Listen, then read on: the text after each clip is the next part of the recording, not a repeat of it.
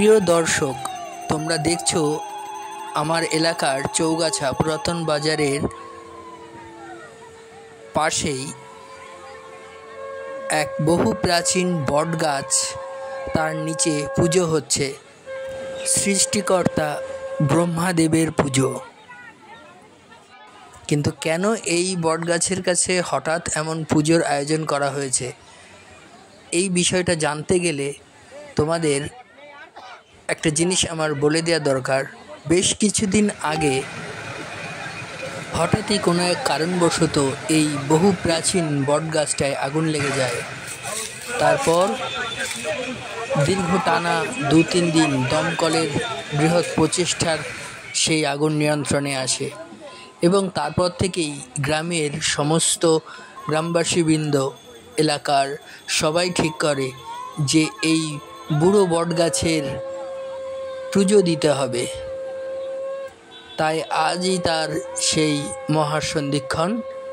সবাই কিন্তু একত্রিত হয়ে এমন একটা সুন্দর পুজোর আয়োজন করেছে।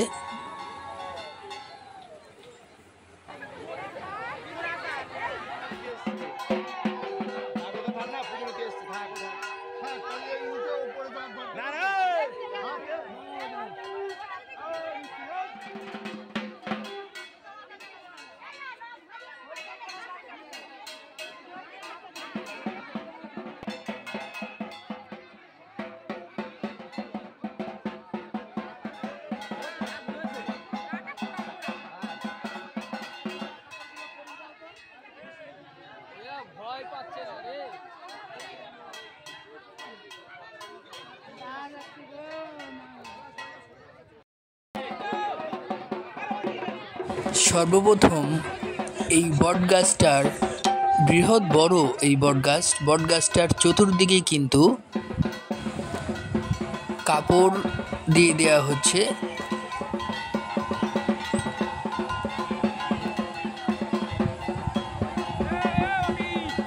সবাই এগিয়ে এসছে এই মহৎ একটা কাজের উদ্দেশ্যে। এই সেই বটগাছ, বৃহৎ বটগাছ কেন বললাম, বহু প্রাচীন। নদিয়া চাকদা চৌগাছার পুরাতন বাজারের এই বটগাছ।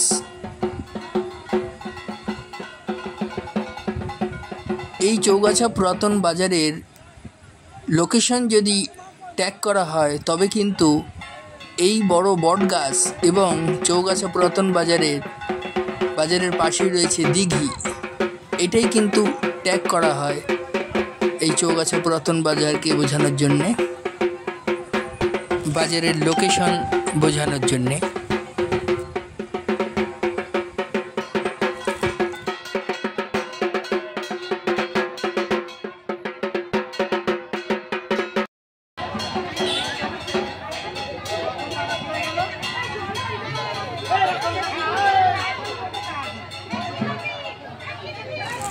এই বিশেষ পুজো করছেন আমারই বন্ধু সৌমেন আচার্য এবং দাদা সৌরভ আচার্য, এবং সাথে আরও এক ভাই রয়েছে।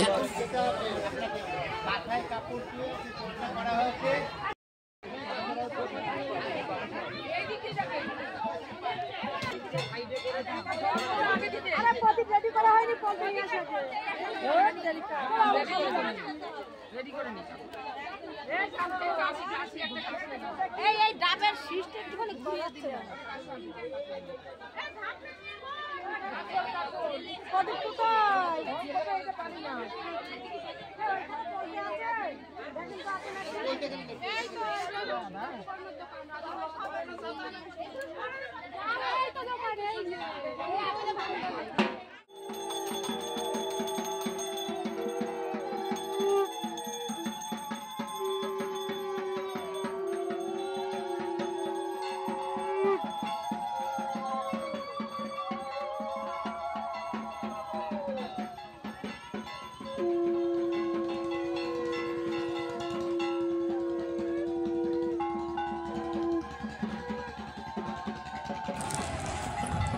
সবাই মিলে একসাথে